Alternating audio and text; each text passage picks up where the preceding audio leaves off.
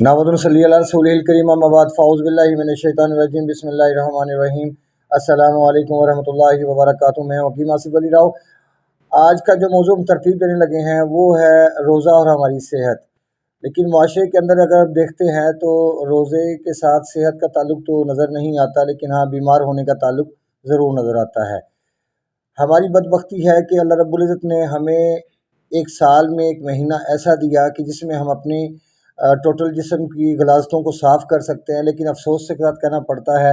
कि हम वो गलाज़तें साफ़ करने के बजाय हम उसमें मज़ीद गलाज़त डालना स्टार्ट कर देते हैं।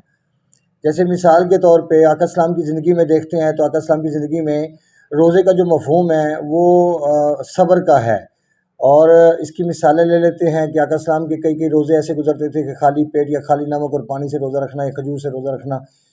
उसके बाद अगर इफ्तारी कर रहे हैं तो इफ्तारी में खजूर और नमक और पानी सामने मौजूद है और किसी फ़कीर ने सदा लगाई तो खजूरें उठा के उनको दे दी और ख़ुद नमक और पानी से रोज़ा खोल लिया। ये हमारे सामने हिस्ट्री मौजूद है, ये सिर्फ कहने की बातें नहीं, हिस्ट्री है। बाज़ लोग कहते हैं कि कहाँ नबी, कहाँ हम, कहाँ आका सल्लल्लाहु अलैहि वसल्लम की ज़ात और कहाँ हम। बेशक, लेकिन आका सल्लल्लाहु अलैहि वसल्लम ने जो कुछ करके दिखाया उसके करने में हमारे लिए बरकतें शामिल हैं, क्योंकि आका सलाम ने अल्लाह पाक से फ़ाका मांगा और फ़ाके के अंदर जो बरकतें हैं वो एक आम इंसान तसव्वुर भी नहीं कर सकता। क्योंकि हम लोग समझते हैं कि शायद हम दुनिया में खाने पीने के लिए आए हैं, लेकिन हकीकत में हम खाने पीने के लिए नहीं आए और ना ही इंसान खुराक पे ज़िंदा है। ये बात कन्फर्म समझ लीजिए कि इंसान खुराक पे ज़िंदा नहीं है। इसकी मिसालें हमारे सामने हिस्ट्री में मौजूद हैं। हज़रत साबिर पिया रहमतुल्लाह अलैह सरकार को देख लें कि 12 साल वो शाख पकड़ के खड़े रहे और उसके बावजूद ना कोई भूख थी ना कोई प्यास थी, और 12 साल के बाद वो बैठे, इस दरमियान ना कुछ खाया ना कुछ पिया और फिर भी ज़िंदगी पाई। तो इससे क्या साबित होता है कि हमारी ज़िंदगी के अंदर खुराक की अहमियत सिर्फ़ एक हद तक है, वो भी दुनियादार इंसान के लिए, क्योंकि असल जो पावर है वो हमारी रूह है और रूह अल्लाह की मर्ज़ी के बगैर जिस्म से नहीं निकल सकती। अब यहाँ पे दूसरी मिसाल हम लेते हैं हज़रत बाबा फ़रीद गंज शक्कर रहमतुल्लाह अलैह की। उनकी ज़िंदगी में देखते हैं उन्होंने 12 साल जोहद काटा, तो 12 साल माँ ने पूछा क्या खाया क्या पिया, तो फरमाया पानी पिया और पत्ते खाए दरख्त के या घास का इस्तेमाल किया। तो माँ ने दोबारा लकड़ी की रोटी बना के गले में डाल दी और कहा कि अब 12 साल फिर जाओ, भूख लगे तो अब इसको खाओगे। कहने का मकसद ये है कि हमारी ज़िंदगी में जो अल्लाह रब्बुल इज़्ज़त ने हमें एक महीना दिया है, ये हमारे फ़ायदे के लिए दिया है, लेकिन अफ़सोस के साथ कहना पड़ता है कि हमारे माशरे के अंदर जो कुछ चल रहा है वो सब का सब गलत है। जैसे मिसाल के तौर पे हम सहरी के अंदर दही या चावल का इस्तेमाल करना शुरू कर देते हैं। ये बहुत बड़ी गलतफ़हमी है कि हमें प्यास नहीं लगेगी, हमें भूख नहीं लगेगी। अक्सर लोगों के दिमाग में ये वहम पाया जाता है कि ये चीज़ें खाने से हमारी तबीयत कंफर्टेबल रहेगी, लेकिन हकीकत में ऐसा नहीं है, क्योंकि चावल सर्द मिजाज का हामिल है और इसमें इंतहा सर्दी है, और जब आप इसके साथ दही का इस्तेमाल करेंगे या ऐसी चीज़ों का इस्तेमाल करेंगे तो खुश्की बढ़ाने का सबब बनेगा। इसी तरह हम इफ्तारी के अंदर बहुत बड़ी गलती करते हैं कि ख़ास तौर पे उन लोगों के लिए ये इंडिकेटर है, अलार्म है उन लोगों के लिए कि जो लोग स्टमक के मैदे के मसाइल में गिरफ़्तार हैं, कॉन्स्टिपेशन या गैस्ट्रिक के मसाइल में गिरफ़्तार हैं या सीने की जलन या तेज़ाबियत का शिकार हैं, तो उनको तो स्पेशली रोज़ा बड़ी एहतियात के साथ गुजारना चाहिए। यहाँ तक कि सहरी हो या इफ्तारी हो, खाने पीने में इंतहाई एहतियात की ज़रूरत होती है।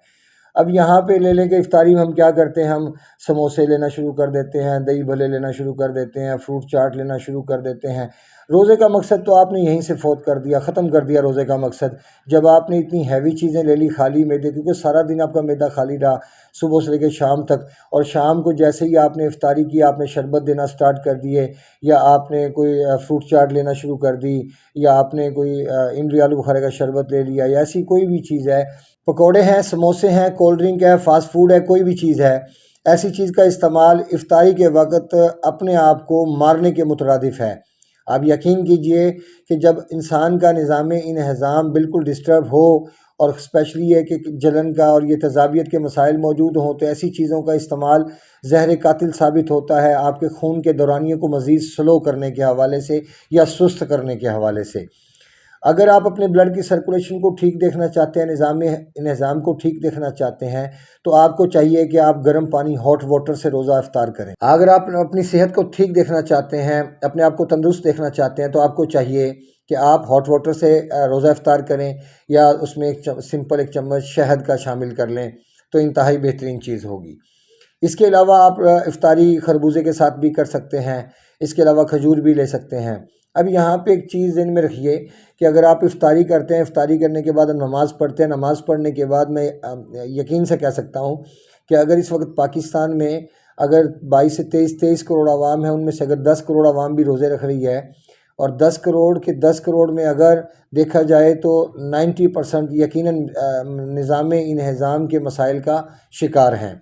تو اگر ایسی حالت میں کہ جہاں آپ کے نظام انہضام کی خرابی ہو اور آپ فاسد الکیموس چیزوں کا استعمال کریں، یاد رکھیں کہ فاسد الکیموس چیزیں وہ ہیں جو خون کو گندا کرنے والی اور خون کو گاڑھا کرنے والی ہوتی ہیں، اور سال الکیموس وہ چیزیں ہیں جو خون کو صاف کرنے والی ہیں اور آپ کے امیون سسٹم کو تقویت دینے والی، آکسیجن کے نظام کو بہتر کرنے والی ہیں اور کاربن کو کم کرنے والی ہیں۔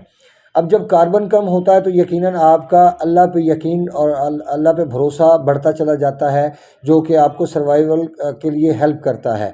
آپ کا سروائیو کرنا اسی صورت میں ممکن ہے کہ جب آپ کا ٹرسٹ اللہ پہ مضبوط ہوگا، جب آپ کو یقین ہوگا کہ ہم خوراک پہ زندہ نہیں ہیں۔ آپ یقین کیجئے کہ اکثر روزے رکھنے کا اتفاق ہوتا ہے خالی پیٹ، یا یوں سمجھ لیں کہ صرف پانی پی کے روزہ رکھا جاتا ہے، یا کھجور کھا کے روزہ رکھا جاتا ہے، یا خالی خربوزہ لے لیا جاتا ہے، یا کھجور اور خربوزہ لے لیا جاتا ہے۔ جب اس کنڈیشن میں روزہ رکھا جاتا ہے، یہ میرے ذاتی ایکسپیریمنٹ ہیں کہ جس کو اگر تجربات میں لائیں گے تو یقیناً آپ کو بہت بہترین نتائج حاصل ہوں گے۔ روزہ ہمارے فائدے کے لیے اللہ رب العزت کو نہ تو ہماری کسی قربانی کی ضرورت ہے، نہ ہی کسی ہمارے روزے کی ضرورت ہے، نہ ہی کسی نماز کی ضرورت ہے۔ اگر دیکھا جائے تو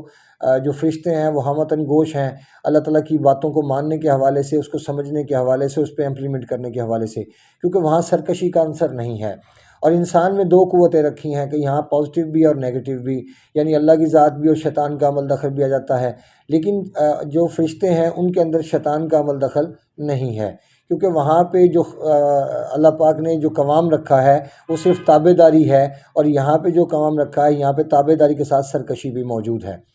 سرکشی کی وجہ بنتی ہے کہ جب ہم اللہ اور اس کے رسول کے حکم کے مطابق عمل نہیں کرتے۔ جیسے مثال دیتا ہوں کہ اگر آپ کا پیٹ بھرا ہوا ہے تو آپ کو کیسے پتہ چلے گا کہ خالی پیٹ انسان کی کیفیت کیا ہوتی ہے، یا اس کی نفسیات پہ اس کے کیا اثرات مرتب ہوتے ہیں۔ جب آپ کا ہر وقت پیٹ بھرا رہے گا، یا صبح بھی آپ پیٹ بھر کے کھانا کھا لیں گے اور سارا دن آپ بے چینی میں گزاریں گے، اور افطاری میں پھر آپ کھانا کھا لیں گے پیٹ بھر کے، تو اس کے بعد پھر نتائج آپ سمجھ سکتے ہیں کہ کیا نکلیں گے۔ کیونکہ انزائٹی اور ڈپریشن یہیں سے پیدا ہوتے ہیں کہ جب آپ کے جسم میں خمیر در خمیر، خمیر در خمیر بڑھتا چلا جائے اور کاربن آپ کی باڈی کے اندر اسٹاک ہوتا چلا جائے۔ اگر کاربن کو کم کرنا ہے تو آکسیجن کو بڑھانا پڑے گا۔ آکسیجن کو بڑھانے کے لیے